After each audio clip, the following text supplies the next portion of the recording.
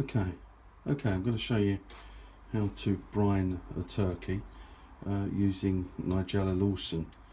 Now when I've done this, I will be barbecuing it, but you can just do it yourself in the oven in the usual way. But believe you me, the flavour and the moisture is fantastic. So obviously make sure you take the giblets out of the turkey, and I've got 6 litres of water in a bucket ready, and then what you need is a large orange cut into quarters. So that's the easy bit. And then you're after 125 grams of table salt with 200 grams of sugar.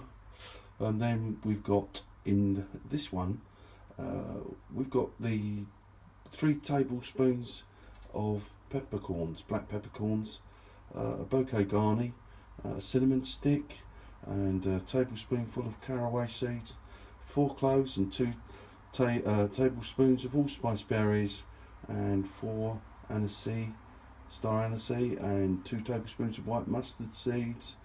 And also you can see there we've got 2 onions that have been quartered, as well as 6 centimetres of root ginger cut into 6 slices. And then over here at the back you'll see that I've got 4 tablespoons of maple syrup and 4 tablespoons of runny honey that I'm going to use. And then over here we've got a bunch of fresh parsley, and obviously the turkey.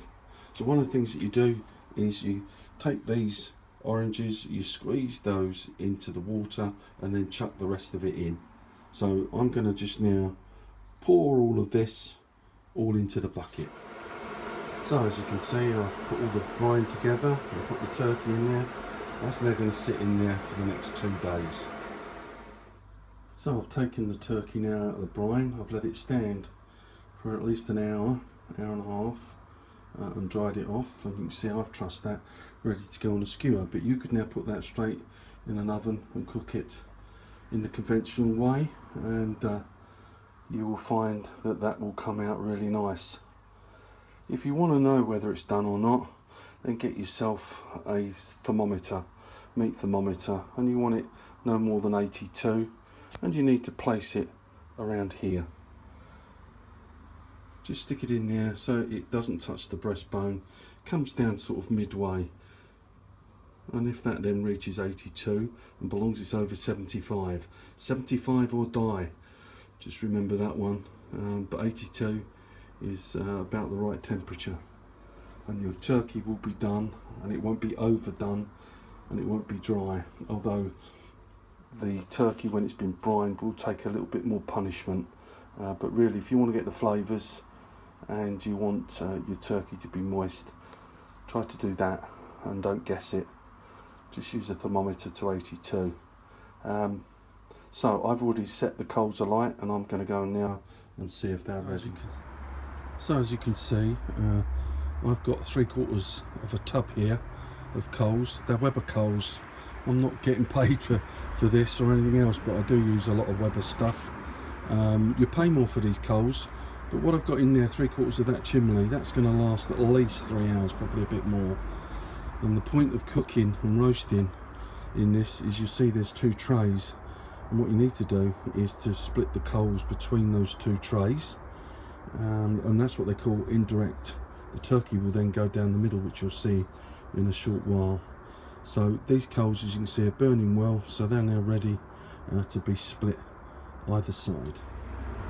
Okay, so you can see I've now split this between, and there's a drip tray in the middle, ready for indirect roasting.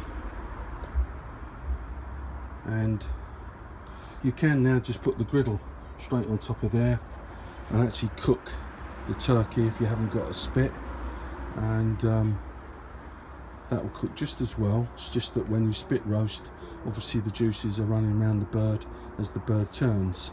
Worth the investment. So we can see the temperature's come up, and it's now ready for me to put the bird inside. Okay, so the bird's on, and begin it to spin. That's it. We'll put the lid on, and away it'll go.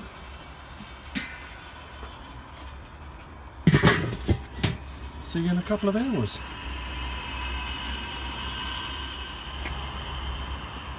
So whilst that's cooking, cheers, a nice mulled cider.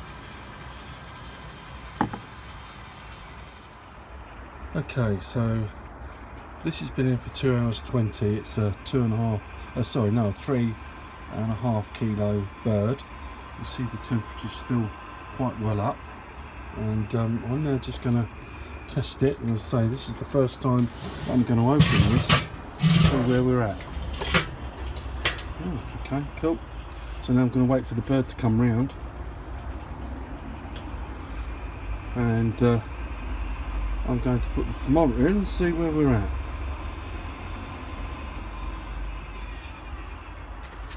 So let's see where we're going. Around here, put that in, and we'll see where it's coming on. Okay, we've gone past that 75, and I'm hoping it's not too bad. Okay, there you go. Just coming up to that 82. Just a bit over. That doesn't matter. Should have done that sort of 5 minutes ago. But that's fine. Absolutely fine. As you can see there, very little coming out of there. And it's ready. Okay, so I brought the bird into rest. This is the most important part. That's going to rest for at least 20 minutes. If it's a bigger bird, half an hour to an hour. Most important thing you can do. If you carve that bird too early, it will dry out. So never be tempted that once it's come out of the oven to start taking a knife to it. Let it rest in peace. So here's one little thing you could do whilst you're letting it rest. And let's pour a glass of Prosecco with a bit of Slow's gin and enjoy. So as you can see, the turkey's now been half demolished. But what you'll see is that there's very little juices that have come out of the bird, and what that's telling you is that it is actually all still in the meat.